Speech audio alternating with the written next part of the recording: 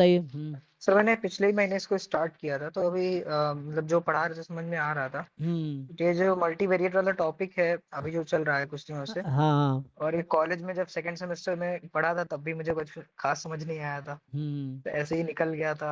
हम्म। तो अच्छा, अभी ये जो इसको पढ़ाए ये हमने क्या पढ़ाए थे? मल्टीवेरिएट सब बाईवेरिएट नॉर्मल शुरू और में जो मल्टीनोमियल। ये पीडीएफ सीडीएफ चल रहा था वहां तक ज्वाइंट वगैरह सब समझ में आ रहा था, बट अभी पिछले 4 5 6 क्लास में जो थोड़ा सा। हाँ, तो आप रेगुलर थे क्लास में?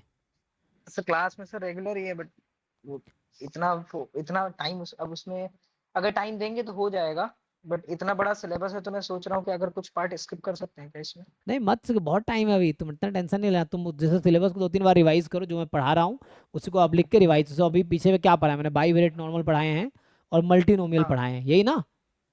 सो हाँ हाँ बाईवेरिएट हाँ। नॉर्मल तो सिंपल है, नॉर्मल जैसा है। नॉर्मल अगर आपको आता है तो बाईवेरिएट नॉर्मल उसका एक्सटेंशन है। उसको ठीक से जब मैं लिखा रहा हूँ वो लिखो आप।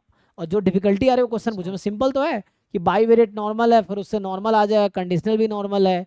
सिंपल है, तीन ही चीज़ तो है। ज्वाइंट। सो तो उसमें कहाँ दिक्कत आ रही है? मतलब ऐसी दिक्कत नहीं, बट टाइम कंज्यूमिंग लग रहा है मेरे लिए, क्योंकि एक ही चीज को 2 2 बार 3 3 बार करना पड़ रहा है, तब फिर वो बहुत स्लो तो प्रोसेस हो स्किप पा रहा है। कैसे स्किप करना चाहोगे? स्किप देखो, स्किप करने का तुम स्किप करोगे, दुनिया स्किप नहीं कर रही है, दिक्कत ये है। तो उसको आपको समझना पड़ेगा। तो अपनी तरफ से कोशिश करो ना, जितना कर सकते हो कोशिश करो।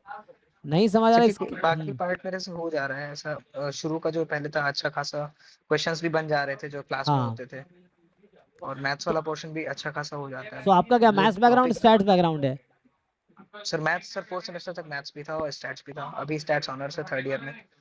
अच्छा, तो डिफिकल्टी नहीं होनी चाहिए, आपको कोशिश कर देखो। अगर आपको डिटेल में समझ नहीं आ रहा है, इसका मतलब आपको हो सकता है बैकग्राउंड मतलब उतना स्ट्रांग नहीं है उस टॉपिक का लेके, इसलिए डिफिकल्टी हो रही। तो सर वर्क हाँ करोगे हो एग्जैक्टली। जाएगा। तो सेकंड सेम में इसी टॉपिक में थोड़ा तो हम उस पर लोग के यहाँ कोशिश था करो, तो। वर्क करो, या फिर जैसे उस वीडियो को 2 3 बार देखो।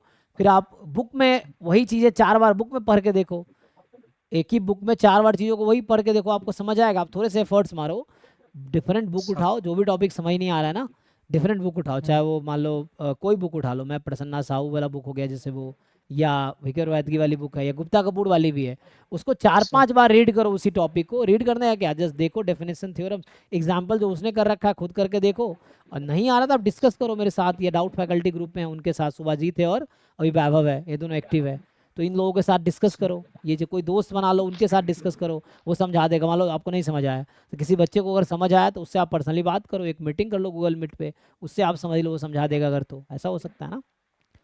बट स्किप मत करो, फर्स्ट मार के कोशिश करो कि सारा सिलेबस करो कम से कम, क्योंकि क्वेश्चन कई बार इंटर रिलेटेड होता है। तो आप जो टॉपिक करोगे ना, और उसका रिलेट कर देगा दूसरे टॉपिक से जो आपने छोड़ा उसका है। नेक्स्ट टॉपिक में फायदा हाँ, तो वो कई बार क्वेश्चन मिक्स कॉन्सेप्ट पे होते हैं कि 2 3 टॉपिक को एक ही में मिक्स कर देगा। आप जो आपने छोड़ा हुआ है, अगर वो टॉपिक के क्वेश्चन आ गए तो आपको लगेगा छोड़ देता हूँ, क्योंकि किया ही नहीं मैंने। एटलीस्ट तमाम नहीं सर सिलेबस छोड़ेंगे। कंप्लीट कर लोगे तो इससे ये रहेगा कि आपने पूरा सिलेबस कंप्लीट किया है ना। से एटलीस्ट कॉन्सेप्ट तो पूरा अच्छे से क्लियर कर लेंगे, हाँ, उसके बाद सारे क्वेश्चंस में। डेफिनेशन जितने भी हैं सिलेबस में वर्ड्स, उसके डेफिनेशन देख लो, रिलेटेड थ्योरम देख लो। पीवाईक्यूज पे फोकस करो, पीवाईक्यू ढंग से सॉल्व करो और रिपीटेडली सॉल्व करो उसी को, ताकि जैसे बार बार अभी डिफिकल्टी आपको इसलिए क्योंकि आता होता है फर्स्ट टाइम ही पढ़ रहे होगे, इसलिए डिफिकल्टी कई बार आती है। अब उसी को 3 4 5 10 बार पढ़ लो तो आपको आसान लगेगा चीज़ें। तो थिंग इज आपको टाइम देना पड़ेगा उसमें, तो हो जाएगा, छोड़ने का मत सोचो। अभी टाइम तो है अभी एग्जाम इनफ में। टाइम है, हो जाएगा इस इतने 5 महीने में, 4 महीने हाँ में। हाँ हाँ, काफ़ी टाइम है यार अभी तो। उसको ढंग से सिलेबस कंप्लीट करो। अगर फास्ट फॉरवर्ड मोड में करना हो तो पिछले साल के रिकॉर्डेड लेक्चर उस पर अपलोड है ना ऐप पे, जो आपने कोर्स अभी लिए होंगे उस पर देखो। उस अच्छा हाँ। पर उसमें ऐप में जो भी कोर्स आपने लिए हैं उसमें, मतलब जो हमने सब पे ऐड करवाए हैं जिसको, तो उसमें पिछले साल के रिकॉर्डेड लेक्चर भी है, तो आप उसको जाके कंप्लीट कर सकते हो। तो तो एक वो बार फास्ट है क्या? हाँ तो उसमें मतलब क्लासेस छोटे हैं क्या, लेक्चर्स वगैरह इस बार की तुलना में? हाँ, मतलब उसमें पिछले साल जो मैंने जैम 2024 के लिए कोर्स पढ़ाए थे, तो हाँ उसका रिकॉर्डेड लेक्चर है ना वहाँ पे, तो यही सारी चीज़ तो वहाँ पढ़ाई अच्छा थी। हाँ। लेकिन तो वो एक बार कर सकते हो, उसमें जो टॉपिक अभी पढ़ाऊंगा वो भी वहाँ कवर्ड हो चुका है।